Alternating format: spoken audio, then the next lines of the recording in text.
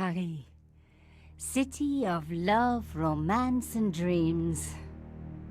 So they say. I used to say it too. But ever since that day, the day of the murder, I've always associated my beloved Paris with death.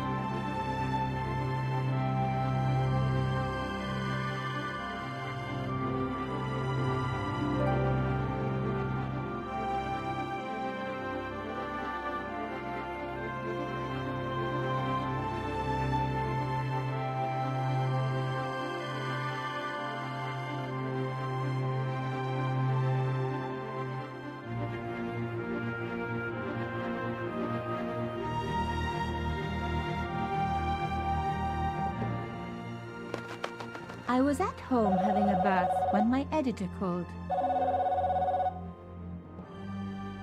Collard, get your ass over to the Palais Royal now. You got an interview. With Pierre Carchon. Yes, the Pierre Carchon. No photos, so leave your gear at home. He asked for you personally. Don't ask me why. Anyhow, this could be big, so if he makes a pass, don't forget. Just smile, say yes, and keep taking notes. So charming and so very apt. Pierre Carchon was a media king, a national hero, and one of the most infamous adulterers in Europe. He and his wife Imelda were just one step down from royalty. Whoa, I hate mimes, but unless you humor them, they don't go away.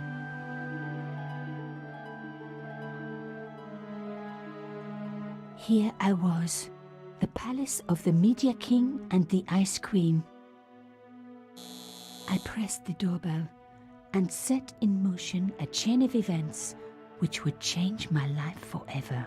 Yes? What is it? Madame, my name is Nicole Collard. I'm here to see Monsieur Carchon. Come up, we're on the first floor.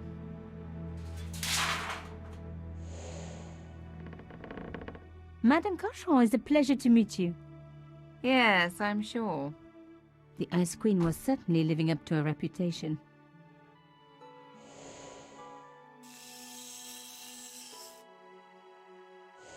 Will you be staying for the interview?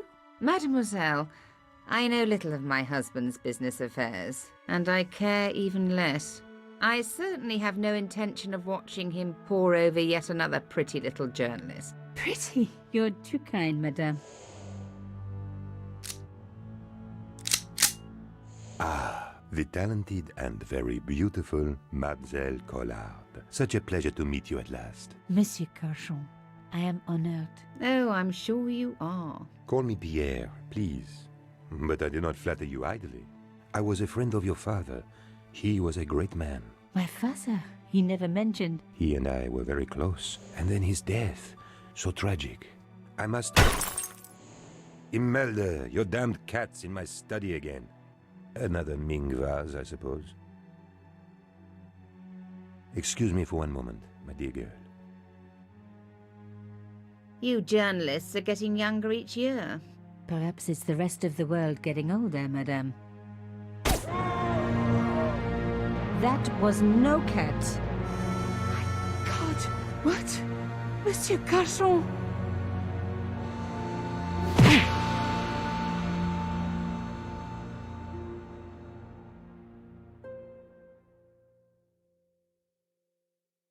He's dead.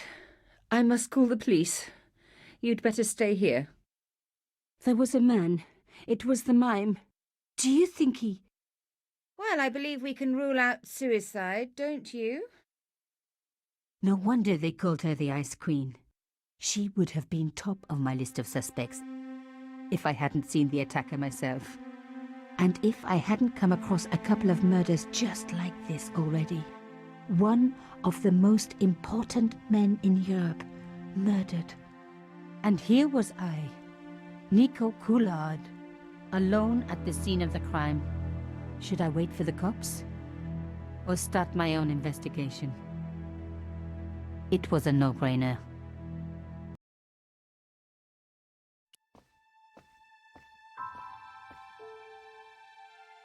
Mimes and guns don't usually go together, but I had an idea that this was no ordinary mime. I'd come across this murderer before, and written about him. The costume killer, at least that's what I'd called him. I closed his eyes. It was the least I could do for the poor fellow. Some people hate searching corpses for clues. Me, I'm okay with it. Reminds me of an old boyfriend.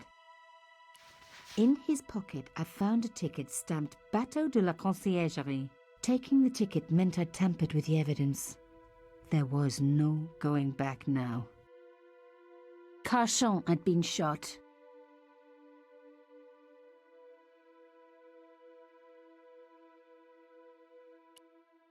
It was one of my hair clips. My favorite, in fact. It must have fallen when I was knocked down.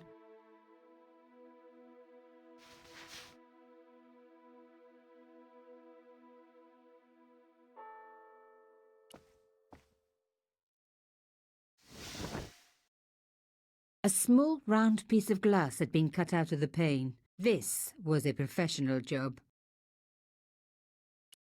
I didn't want to cut myself and leave blood on the glass. Call me old-fashioned, but I like to keep my DNA to myself.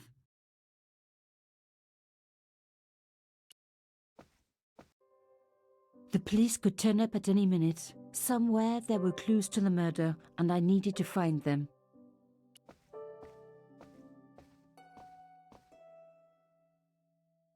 I reckoned that cloth might just turn out to be useful.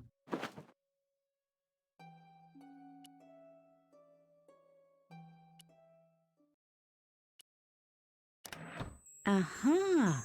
Nico, you are just so damn good at this stuff. Instead of comforting Imelda, I was ransacking her flat. Why? Because there was something going on here, and I had to get answers before the cops arrived. And hey, she'd been rude to me, so she had it coming.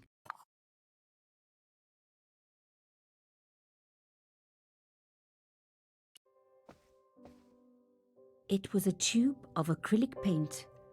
French ultramarine. Just the color I was after for my bathroom. I'm sorry, I have to go. Someone is... Young lady, what are you doing? Oh, this paint. It's my favorite color. For God's sake, keep the damn stuff.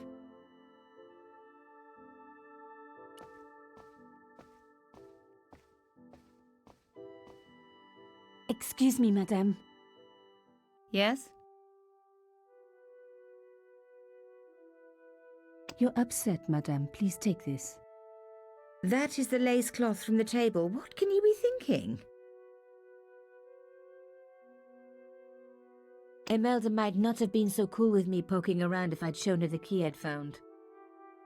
The last thing she needed to talk about was paint. Would you like to see my favorite hair clip? What a ridiculous question. Of course not. Huh. Another time, I guess. So, her husband took secret boat trips. Did she really need to see the ticket? I am so sorry for your loss, madame. No, you're not. You're a journalist. Journalists don't feel sorry. Not true. We shall see. Why did your husband send for me? What did he want to discuss? I have no idea. His business was his business. He never told you anything? No, and frankly, I preferred it that way. How did your husband know my father? I have no idea. You didn't know him? Thierry Collard? Pierre knew a lot of people I didn't know, most of them women. Why would a mime want to kill your husband? Pierre had plenty of enemies. Half the husbands in Paris for a start. This is quite a scoop for you. I suppose you're already inventing the headlines. Just because I am a journalist. Don't patronise me. You're all cut from the same cloth. Do you have any moral sense at all? I certainly don't let it get in the way of a good story. I admire your loyalty to your profession. The police will be here soon, madame. Is there anybody you would like me to contact? Family, friends? No, I have no family. Pierre and I were... He was all I had, really. Not much, was it? The dutiful wife. That was my role. He never talked, never let me in. I know one thing, madame. What? If you want to find out who killed your husband, then you let me do the job, not the police. Why? How do I know I can trust you? Because you have no choice. The police will take weeks, in which time your own life may be in danger. What? Believe me, this killer has struck before, and he will strike again. Who is to know that you are not next on his list? I don't know. All I need is a few more minutes to look around before the police come. I think perhaps you do have a moral sense, of sorts. You're not a very good liar, Nicole Collard, and I share your low opinion of the police. Here, take this. It's the key to the drawing room next to the library at the end of the hall. It was Pierre's room. I rarely went in there. I couldn't. I was too scared of what I might find. Thank you. I promise you won't regret this.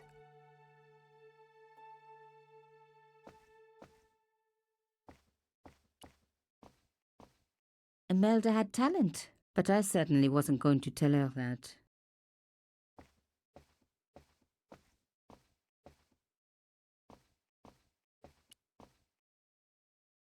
The door was locked.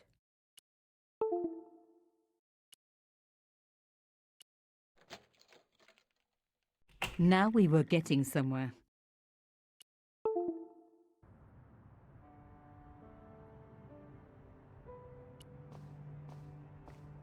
The painting showed the Cachons together, in love.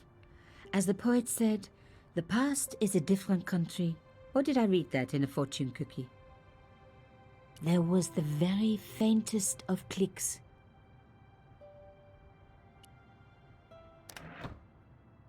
Behind the picture was a safe.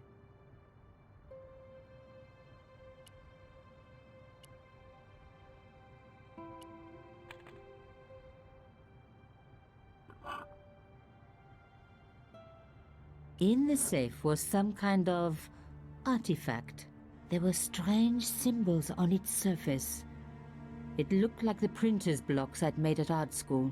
If there was one thing I'd learned about symbols, they are always important. But these symbols scratched into stone were impossible to read. I needed to find a way of printing them. At least the stone was round.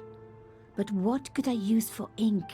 And what could I print on? Sure, I was stealing, but I knew Imelda didn't know about the artifact, and Cachon was past caring.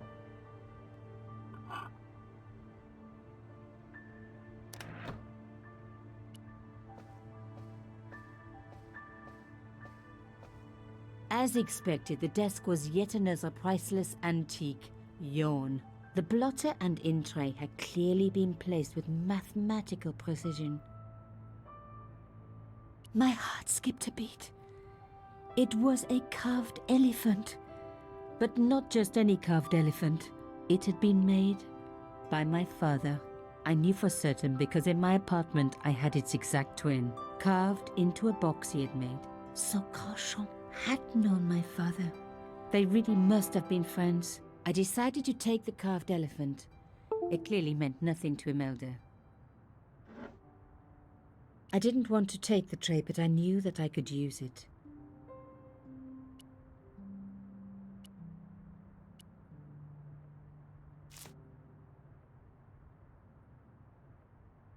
I'd spread blue paint over the bottom of the tray. It was ruined. I was a very bad girl, but also quite a clever one.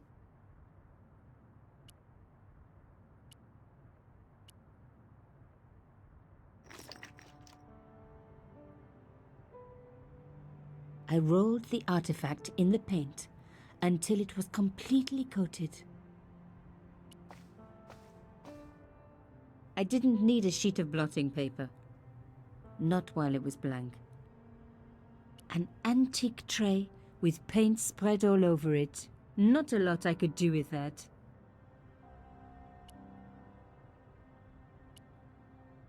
No.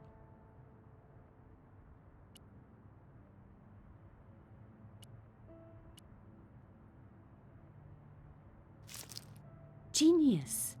The roller and the paint worked just as I planned, but what did it say? It was some kind of coded message. It read, "Sub judice." I may not have learned a lot as a journalist, but that was a term I knew well. It means a legal case that is before the courts.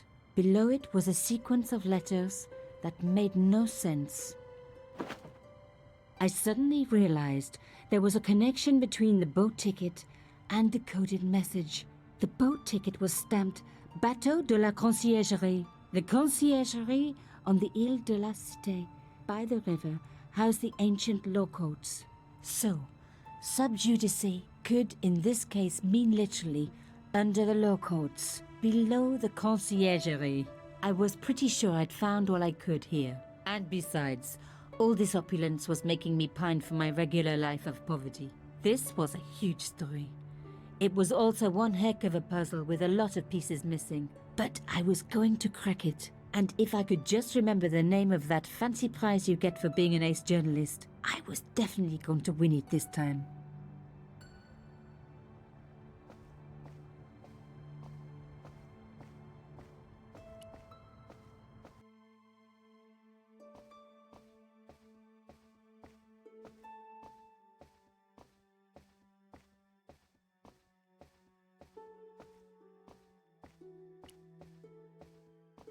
I couldn't leave without saying goodbye to Imelda.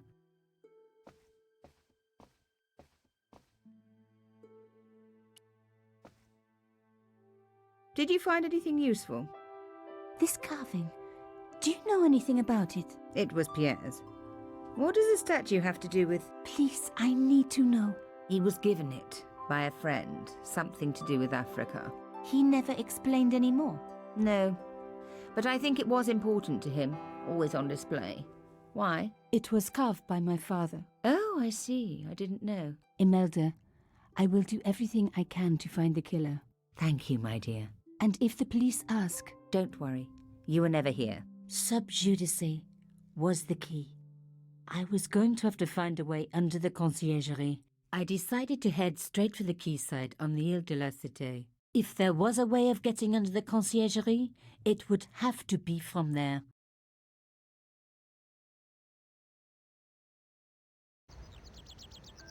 Canchon wasn't the type for messing about on the river. He was up to something down here. Something that got him killed.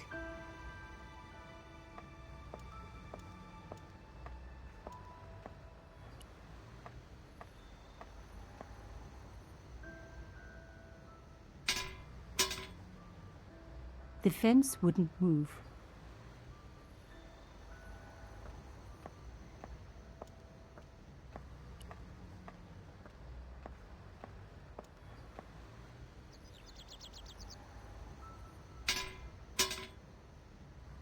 I tried pushing the fence, but it wouldn't move. A strange pair of locks stopped the latches from releasing the gate.